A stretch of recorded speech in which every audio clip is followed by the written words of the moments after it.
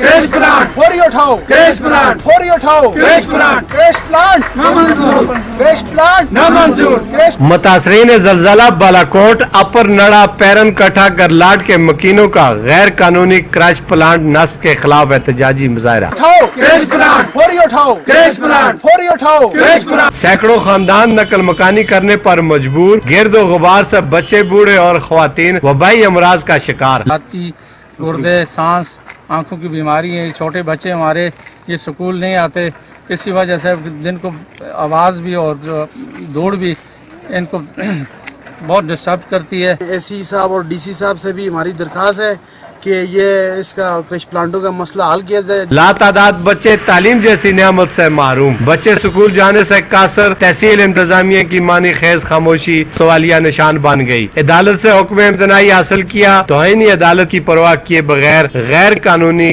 Crash plant इंतजामिया ने काम रात दिन जारी रखा हुआ है। जी ये अमन का मसला पैदा हो सी, ठीक है, बहुत कोशिश जायज कोशिश करने के बावजूद मसला हल नहीं होता। हम एक साल से इस कोशिश में लगे हुए हैं कि ये क्रश प्लांट बंद किया जाए, लेकिन इन्होंने मिली भगत से एनवायरनमेंट वालों से मिली भगत करके इन्होंने गैर कानूनी क्रश प्लांट, खूनी क्रश प्लांट यहाँ पे नस्ब किया हुआ है, जो किसी तौर पे भी ये कानूनी तौर पे भी ये ठीक नहीं है और अखलाकी तौर पे भी इसका कोई जवाब नहीं बनता।